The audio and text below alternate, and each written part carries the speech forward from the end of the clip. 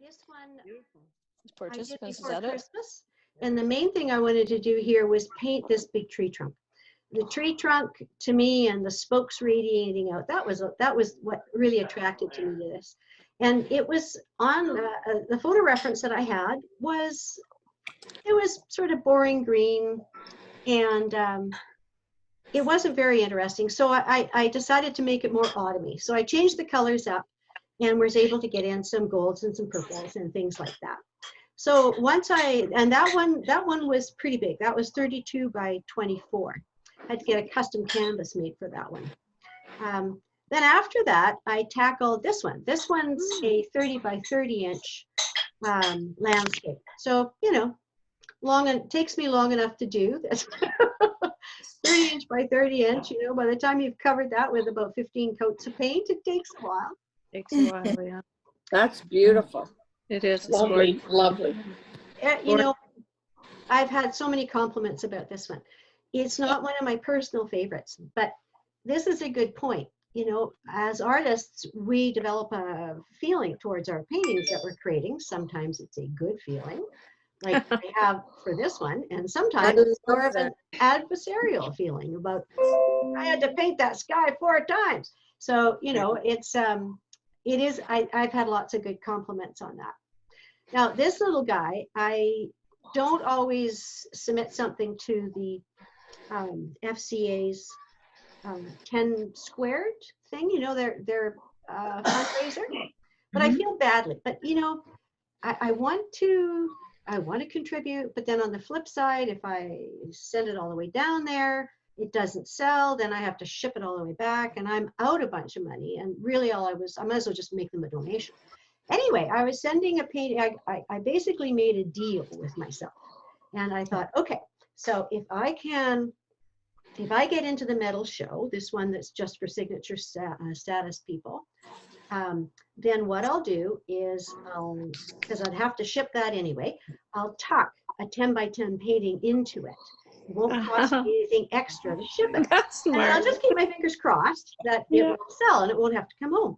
So this was the one that I did, and I actually painted it quite a bit ahead of time, but it's called Snuggled.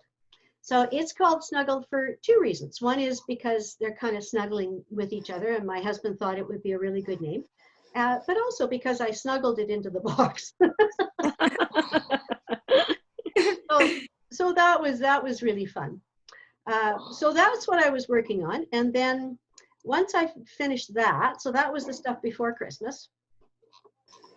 Since Christmas, I started to work on one of these. This is one of the ones that I like to do when I get tired of doing landscapes. I'll either do quail or other birds, or I'll do one of my vegetation ones. So this is where I get all the mixed media out. So Lillian, this is where I was saying, you know, I get quite experimental, and I play around with a lot of things. So that's the photo reference. Okay. Here's the Oh, wonderful. So a little bit of license with color and things, because I wanted it to be interesting. And it's actually of red willow. So in up north and in the prairies, there's a lot of, and it's not red willow, it's red dogwood. So it's red dogwood. So they have red branches, leaves, and then of course all these little white berries on them. So yeah, I quite enjoyed doing that. And that one's 18 by 36. So, it's beautiful. Yeah, a larger one that very nice. Love it. Beautiful. Yeah, I really like it too. Oh, thank you. So then after doing that one, I thought, well, I better go back to landscapes. So then I did this one here. This is the final one. This was an interim. Often what I'll do is I'll take a photograph of my painting partway through, because I'm trying to make decisions. Yeah, I've started doing that too. I get kind of stuck, and I go, okay, I'll take a photograph of it, think about it. So then after I thought about it for a while, I decided to give it a bit more drama. So I played up the shadows a bit more, and brought a little bit more color into it, and just tried to make the shadows a bit more important, I guess. So, and this one's 24 by 36. Really beautiful. The first one again, Kit? This was the same painting, but earlier. So this is unfinished. Such a difference. That's Really. amazing. It's Partly that's the color, because I didn't do a very good job of color correcting this on my computer when I photographed it. Okay. So the color is a wee bit off. But you know, like for example, I did not repaint the blue back here, but Okay. here you would think that I had, but you know. Oh, So yeah, this is more accurate in terms of what the painting actually looks like. wow. So That's landscape. amazing. That's a good, really good for us to see. Changing the colors. Interesting how your eye goes directly to those two trees with the bend in them. Yes. Yeah. Doesn't it though, eh? and your lighting is wonderful. Yeah, It's it's beautiful. Always the light coming through on us. I do have a question for you. Sure. Do you tone your canvas in a contrasting color before you start? No, I don't. Okay. I'll just get through this little bit, bring you up to date, and then I'll go to one of these pages that I wrote where I Okay. have many images of the work in process, and I'll show you what I Great. start with. So this is I I love decided to go with just a second. Boy, I've got more people coming in here. There we go.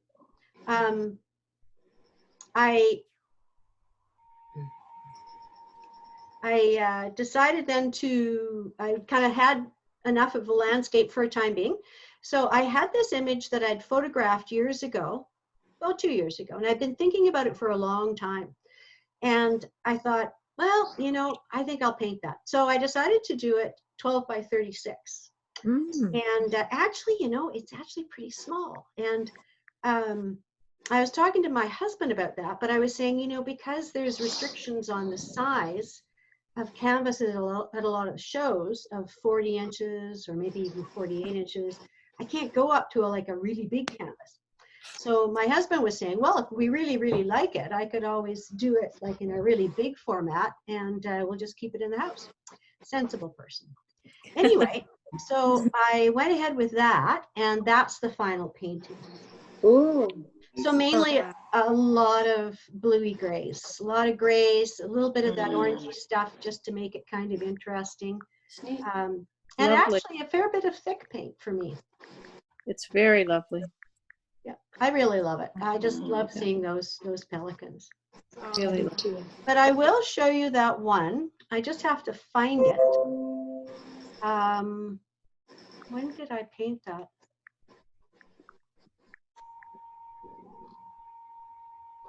Nope, it's before that. Oh, here we go. Okay, so if you want to see how I do it, this is what I do. Sure. I start with an image that inspires me. So this photograph I felt was very cluttered, but I kind of liked the trees, I liked the slope, I liked the light, I liked the little traces of snow.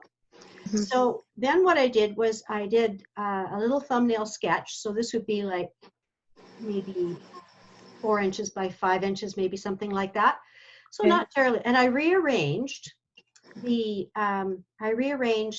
trunks. So basically what I was looking for here was to decide, you know, which of these trunks to use, maybe make one more significant, maybe change the sizes on some of them. So, you know, this is where I sort of sort out the composition, is, you know, decide how to do all of that.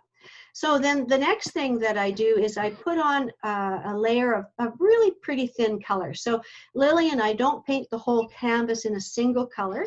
Okay. I do local. So blue up here and, you know, some greens and browns and some grays and, you know, just basically, and I'll maybe do 2 or 3 layers of that to just build up some paint. Okay. I don't worry about it being too strong a color initially, because I know I can tone it down. I can glaze it, I can veil it, I can do things to tone down the color. So often it's going to be a bit more colorful initially than it's going to be in the end. And then I start to build it up. So this is this painting after quite a bit of work on it. And I photographed it and brought it in and took a look, and I thought, oh, well, I got to do something with, you know, this end, and there's an X here I decided I didn't like, and wasn't quite capturing the light that I wanted. So I made some notes for myself. What do I need to fix? Made a little list. And then I went ahead and did some more work on it. And then we're getting quite close to where it needs to be. And then I think this is the final one. This is the final. So the tail end between here and here was just adding some cool greens and adding some more glazing so that there was some more definitive shadows in these places. Yeah. That gives you a pretty good idea of, you know, how I start a painting and then how I go through it all. Thank you for that. It's really interesting to watch the progression. Yeah. Yeah, it is. And once in a while I do, kitbell.ca is my website, and I do occasionally do a blog on there, which usually has a bunch of progress shots. Oh, okay. You know, so if it's interesting, you can go over and take a look. There's, over the years, I've written up a few little different topics and stuff. Wonderful. So, Thank you. So sometimes I'll share. Now, you work in acrylics or oil? I'm working in acrylics. So I have a bit of an allergic reaction to, or respiratory reaction to oils.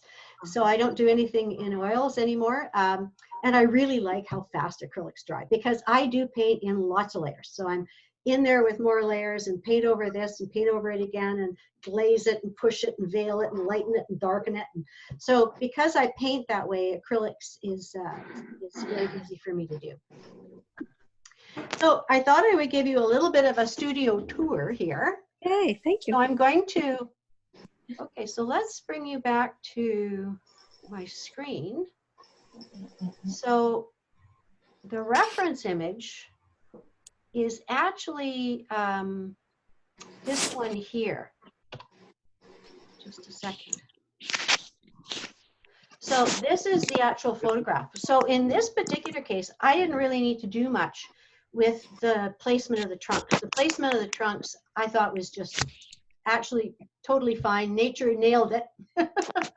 And so I just found a crop that worked well with the way that I do cropping, which is with this grid thing, and laid it up pretty similar. Since you've got that up there, what app do you use to get your grid?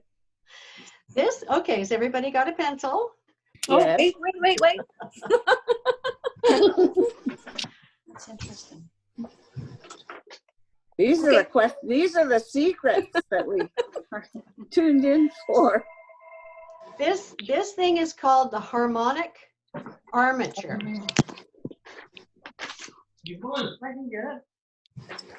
Harmonic armature, and it's an app?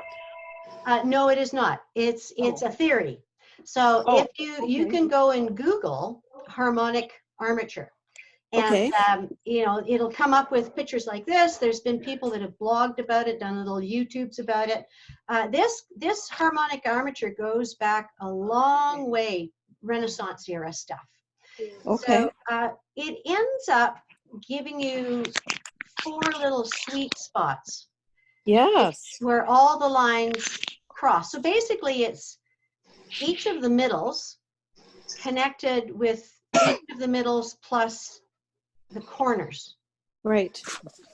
So, and you know, I think I'm going to do maybe a little Zoom session just on the armature, because there's so much interest in it. People really like this stuff.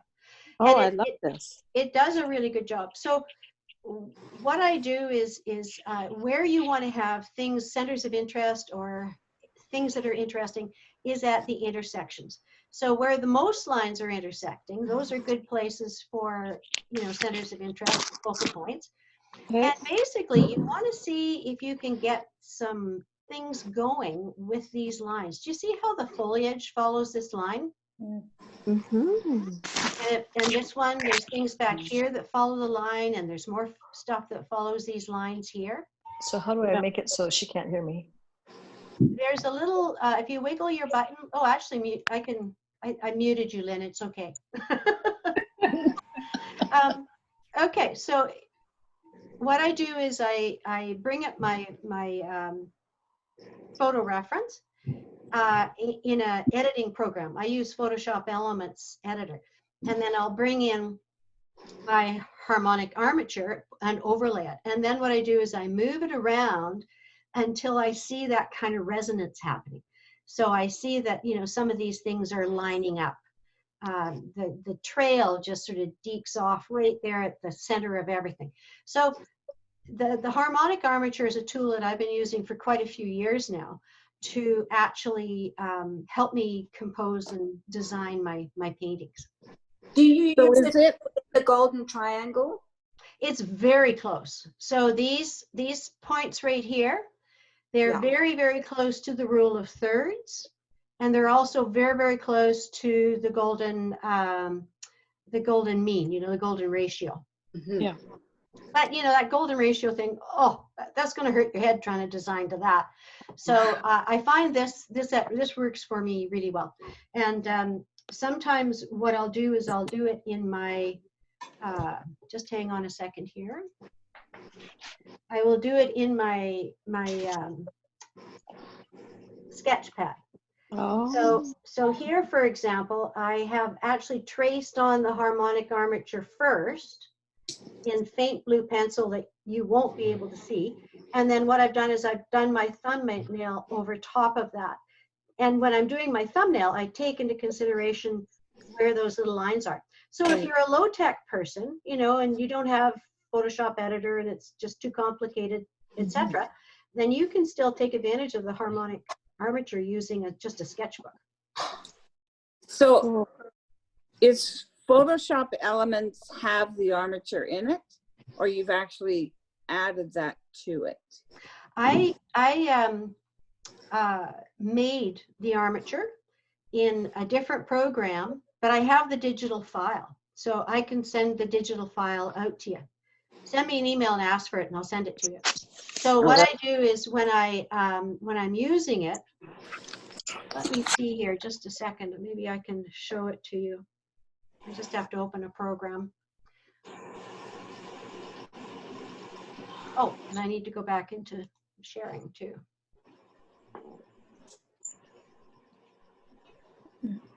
Share screen, click, click, click. So, yeah, so this is Photoshop Elements. And this is the one that you just saw opened up in Photoshop Elements. So the key thing here is over on this side.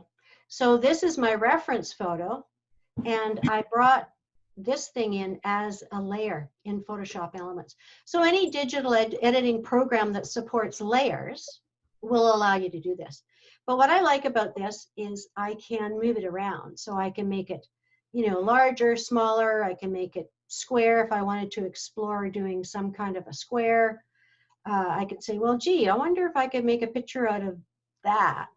So it allows me to kind of move it around and kind of decide what I want to paint or what I might want it to be. And then I could crop my image to the same size as the armature. It's a little bit more complicated than that, because you have to make sure that you make it a size that you can buy a canvas. There's no point making it some weird size and then have to pay for custom canvas every time you turn around. But that is the idea behind it. So I don't know if that answered your question, Michelle. It did. Can I just ask quick, when you paint your foliage ones, do you use this on top of it occasionally or never? I always look at the harmonic armature over my reference photograph and my thumbnail. I always have some kind of reference photograph. Sometimes my painting is not going to be real close to the reference photograph. Sometimes it's an amalgamation of several. But I always put the armature on it, and I always do a thumbnail, and I always put the armature on the thumbnail. Neat. Okay, that's good. So that is just a useful thing to know. A lot of people don't bother doing thumbnails. I don't have to tell you what I think of that. Now, this is something else that you might find kind of interesting, and that was, I did this actually just this morning, because this morning I was mixing up the paint for the background, and I was trying to figure out what color did I need to use, what value did I need to use to make this background work, because I'm thinking, oh, well, I could make it kind of a misty day and make it lighter and bluer. And then I thought, well, no, it's a bright sunny day. So what I did was I did this. Oops. I did this in Photoshop as well. This is basically a posterized version of a black and white version of the same thing. So what it allows me to do, I have 4 values on here. So I've got white, I've got a light, I've got a light, I've got a mid-light, I've got a mid-dark, and then I've got a dark. So I got 4 values on here. So that allows me to determine what value this really is back here. So as you can see, this background this background bank of trees is actually a mid-dark. So it's not a dark, but it is also not light. And I was tempted to paint it as a light. So I'm really glad that I did this, because otherwise I think I would have screwed it up and would have had to paint it again. So tell me again, it's not just a black and white, it's something special. I just missed. I converted it to a black and white. Yeah. And then I put a posterize filter on it. Okay. Posterize. It's one of the filters in Photoshop Elements. And what it allows you to do is, if you've got a black and white image, then posterize will give you just 4 values.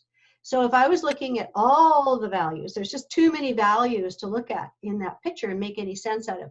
What this does is this tells me my 4 values. So, you know, I got my lights, and I got my mid-lights, I got my mid-darks, and then I got my darks. So it just helps me. I'm not going to stick to this. This is, I always say to people, don't let reality get in your way. If you decide that it needs a burst of light over here or down there or wherever else, go for it. But it does help me just sort of wrangle my mind through, you know, what do I need to do here, and what decisions should I maybe make. So anyway, I just played with that this morning, so I thought that was kind of fun. So I'm going to fess up and say that I have Elements and I've never used it. And yes, you know, it's one of those things that I know I would benefit. So were you ever to put together a course, I would pay for that, because I seriously. You just missed one. Did I? I don't know whether she had to cancel it or not. I think maybe she did, but it was Cato, Karen Rempel had a course on Photoshop. Did she have to cancel that, Diane? Yeah, she did. Yeah, okay. So she'll probably do it in the future. Yeah. Right, but you have to have a laptop. I have a computer, so I couldn't sign up for that. I have an iPad and a computer that doesn't walk with me. I know, I was thinking the same thing, because so yeah. Anyway, but I know that its little tutorial will not inspire me like a person.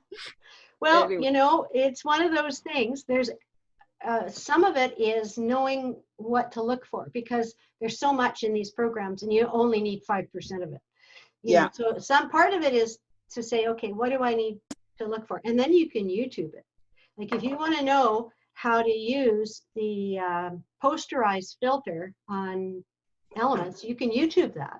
And there's all kinds of kind people out there that have already videoed that and can do that for you. So, hey, we've got lots of time on our hands. So, you know, maybe this is a good time to try some of this stuff. Yes.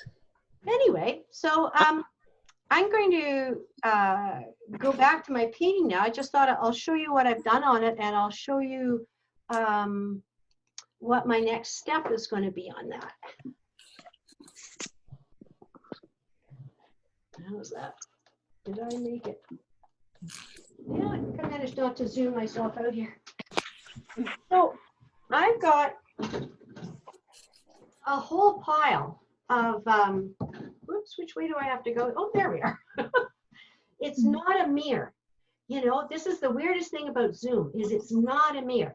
If you ask me to point at the part in my hair, I'm going, oh, I would think it could be on this side, but it's not, right? It's not a mirror. So when you say, oh, I'm not in the, oh, and then you go like, oh, I'm still not in the view, you know? So it's a really weird thing looking at things that aren't in a mirror.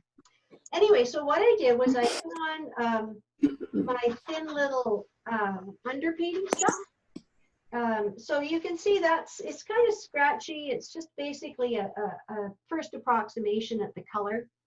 And then I started to, I did 2 tea stains, and then I started to put on thicker paint. So I put a lot of the foliage on it. I'm basically painting the middle ground right now. So I've been building up the foliage up here. I put another coat or 2 on the trunks, built on this. Nothing is anywhere near done yet because I like to refine my brush strokes. I like to refine the little fluffy edges along the light and the dark and stuff like that. But if I don't get enough paint built up underneath it, you spend forever trying to paint between all the little bits. So, you know, this is a good start. So what I discovered when I did the black and white one the other day was that I needed to go darker in the middle ground. So I did that. And I did some really crude overpainting in here just to get the value down. And I did paint in the sky. And I love painting these little sky holes. I don't know if you guys can see them. It's probably not that magnified. But I got some of the sky in to get me started. So then what I did this morning,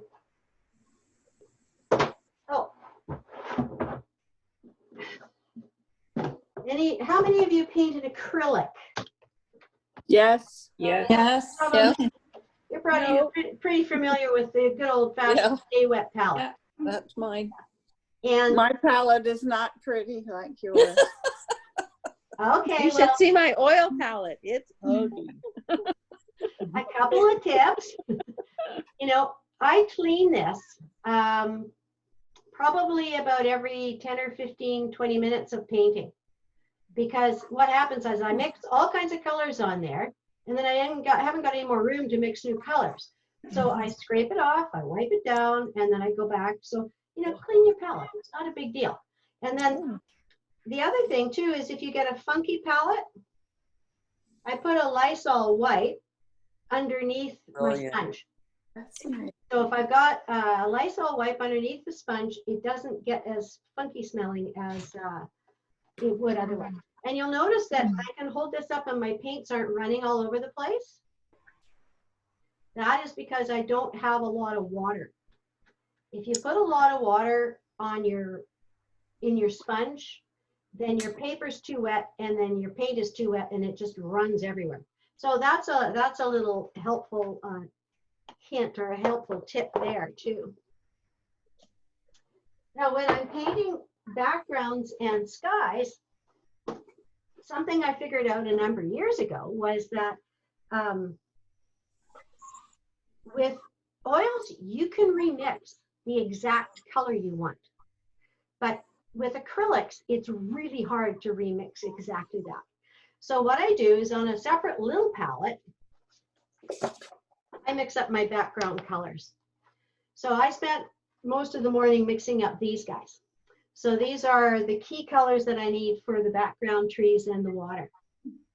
Now, my objective here is to mix enough paint so I can keep it in this little palette so that I can get to the end of the painting before I get to the end of the paint. Because if I have this paint mixed up and I'm adjusting foliage in here, and then I gotta knock in some more shapes and some more background through the trees, or I decide that I need more water coming in through here, or whatever I make a decision on, I've got the color. Because if you don't have the color, you're gonna have to repaint the whole thing, the whole sky. How many people in acrylic have had to repaint skies over and over again? Oh, yeah. Yeah. It happens. Because it dries a different color than it sits Yeah. in the palette. Exactly. It dries a different color than it sits on the palette. So I know when I painted in oils, I could take oil paint and I could mix it and I could put a tiny dab of it and I would know that I had the exact color. So it was fine. And I could just paint away. So I could remix the sky color a month later and it wouldn't matter. I've kept these little palettes going for up to 2 months at a time on large paintings. So you can do that. You can keep your palette going. You can keep your color viable, you know, so that you don't run out of the paint before you get to the end of the painting. So that's what that's what I'm going to do next, apply next, is I'm going to start to build up on the background in here. So right now there's a lot of leaves. There needs to be some water that comes through here, some of the reflection that comes in through here. And of course I've got to trim back some of these trees so that I can see the background stuff through there. So that's what I would be working on next. Kit, what type of acrylics are you using? Well, you know, I love Winsor Newton paint. I really do, but you know, they don't carry it locally anymore. So about once a year, I'll order some Winsor Newton from Curry's, but I have been using more and more Golden and quite a lot of the Opus brand. So, for example, all of my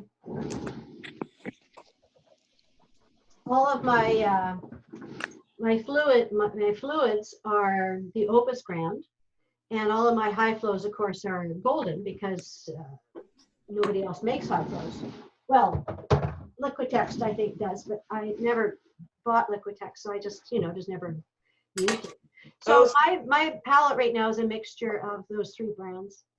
Are you using mostly high flow acrylics, like liquid acrylics? Okay, so here's the deal. It really depends on, do I need to mix this paint on a palette?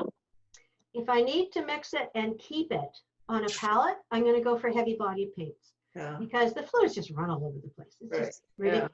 Yeah, I was wondering. But if I'm going to be either putting it pretty immediately onto the canvas, or if I decide that I'm just going to dampen the canvas and then like squeeze some on and brush it around, then I'll use the fluids because, hey, they're great with that. And then the high flows I use a lot for detail because they are really good. You can take a nice fine pointed rigger brush and you can draw out branches or put in little dots or whatever you want. So the high flows are best for that. Did you use high flow for your water? There? In here? Yeah, did you use some high flow? It looks kind of washy.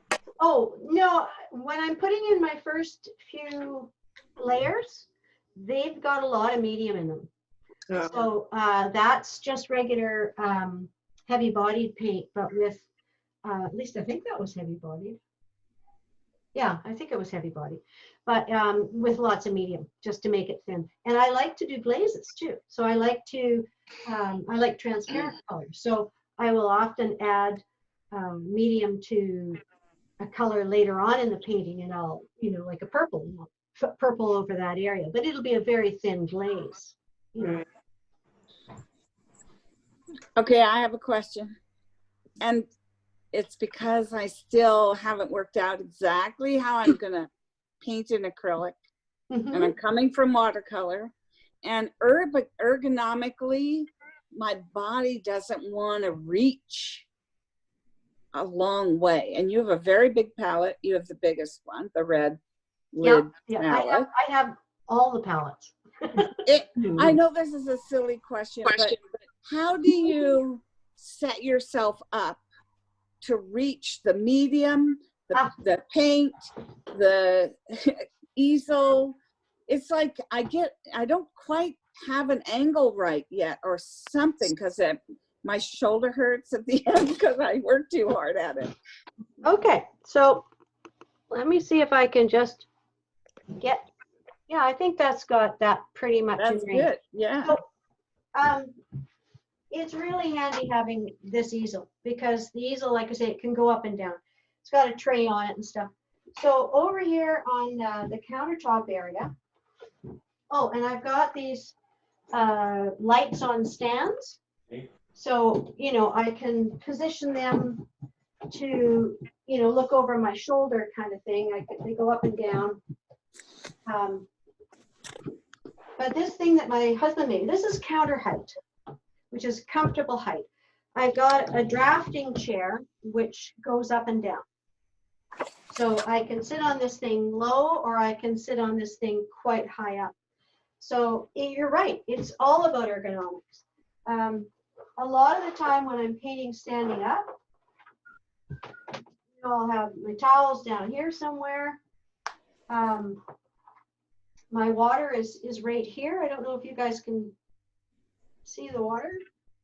There's the water. My brushes are back here. My medium's right here, and my palette's right here. So I really don't have very far to go, Michelle, at all. Now, I think it's the counter height. that's it. So Now, the other thing is if I'm sitting. So if I'm sitting, and then this would be lower, then often what I'll do is I will put the palette just down here. I'll be holding it with a hand, or, well, maybe not, I guess not always, and it'll just be on my knees. So either held just like this or on my knees, and then I can get in here. So now it's a very short reach. yeah, Get back okay. in between that.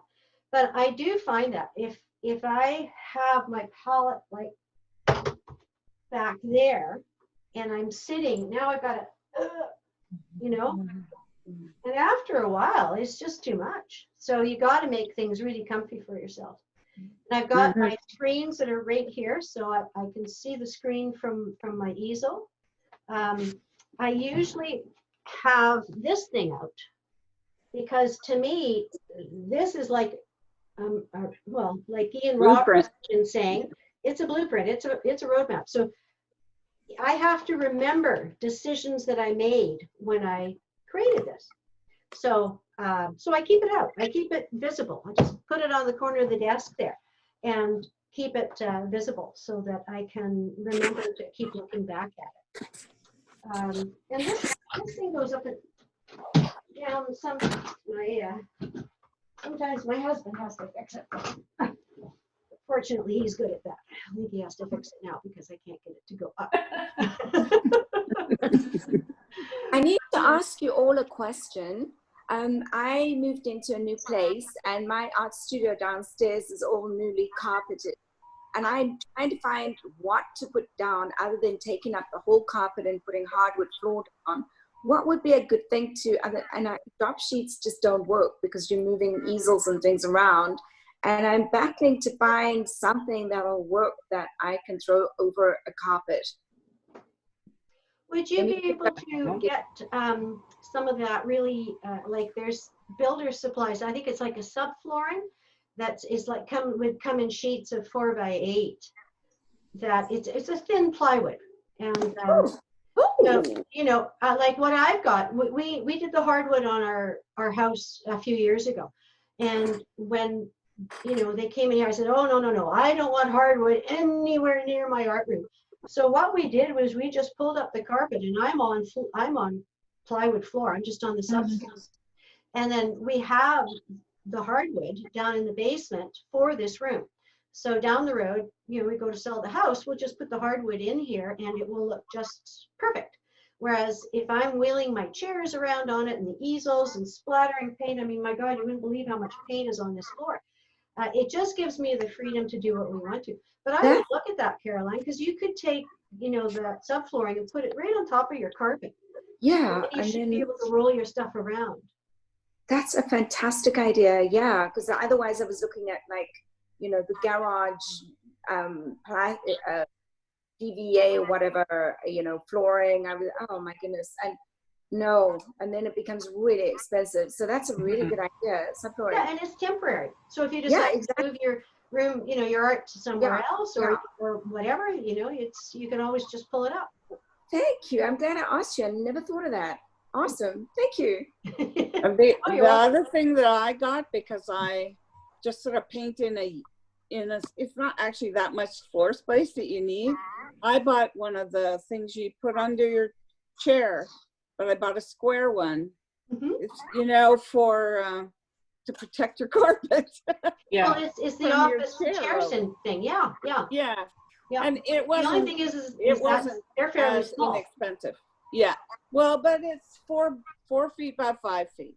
Yes. Yeah, 'cause I think So I'm it's looking not at something like 10 terrible. by 15. Yeah, ideally 10 by 15. So the subflooring Yeah. sounds great. Thank you. 10 by 15 idea. is a subfloor. Yeah. Yeah. Good. Can I ask you what brand of screen you have? For my computer screen. Yeah, that you're Oh, I painting just off got of. a new one. I have my little laptop in front of me, and then I have a Lenovo screen behind, and I can see just a huge difference in the quality of the photo Well, or of the image, you know. I have an Asus screen. So ASUS. Right.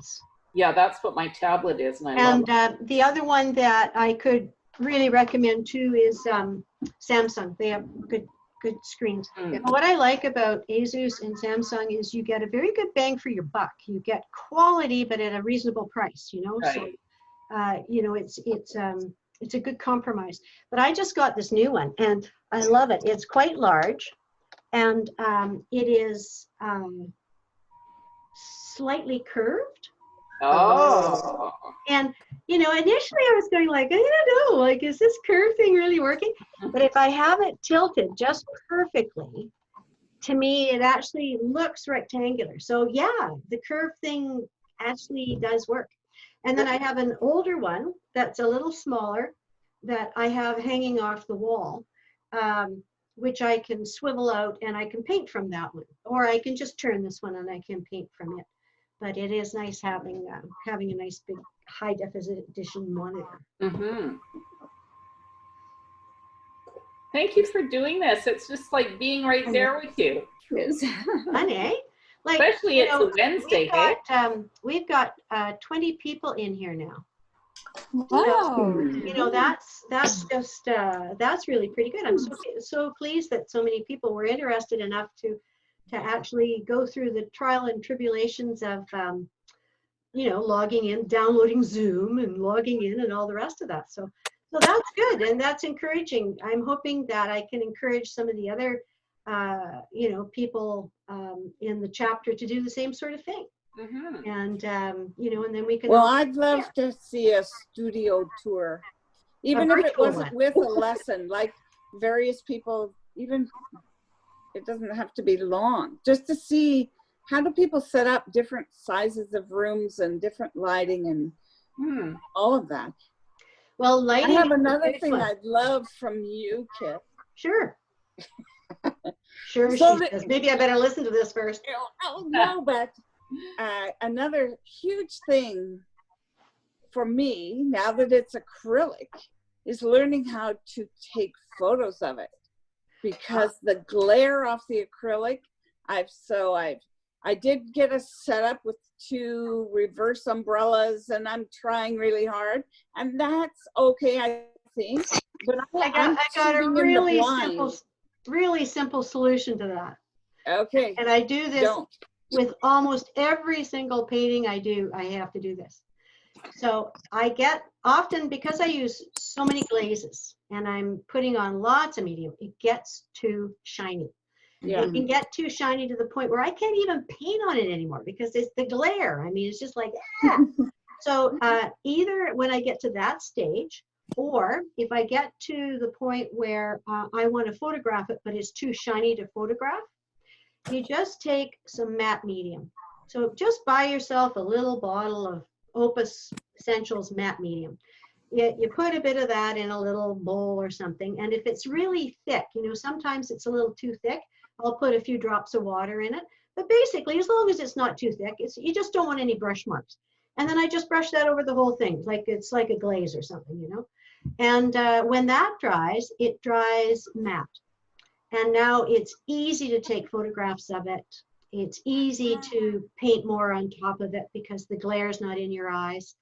And it takes the paint really well. It takes, sometimes if you get too much shiny stuff on there, it almost beads up the paint a little bit. So putting the matte medium on there will make it easier to paint on as well. Does it not cloud it up? Okay. Okay. This is why people will tell you, if you're doing a lot of layers, then you want to use gloss medium to do those layers with, because gloss is totally crystal clear. But that's okay. This is just one layer. Mhm. So if you were going to be doing 25 layers with matte medium, you would build a cloudiness into it. But you won't if it's just one layer. Okay. So there's no harm for that. So it's medium with just a few drops of water. So you're not diluting the medium either. Well, I'm diluting the medium just enough to make it easy to brush out. I Okay. don't want to introduce texture with the Right. medium. I just want it to be invisible. So if the medium's been sitting there for kind of a long time, you know how it gets kind of thick and gooey. So I'll add water to it to make sure it's not. Or you can, because you can dilute it a bit and it'll still be very, very matte when it dries. And that's all I'm looking for. I'm just looking for it to become matte. Well, that might be the answer. Oh, it's totally the answer. Okay.